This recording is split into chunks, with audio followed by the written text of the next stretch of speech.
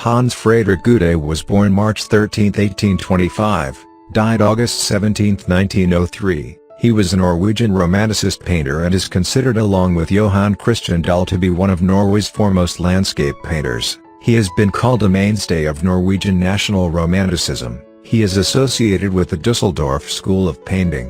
In 1854 Gude was appointed the professor of landscape painting at the academy, replacing his former teacher Schirmer. Gude was 29 when appointed, making him the youngest professor at the academy.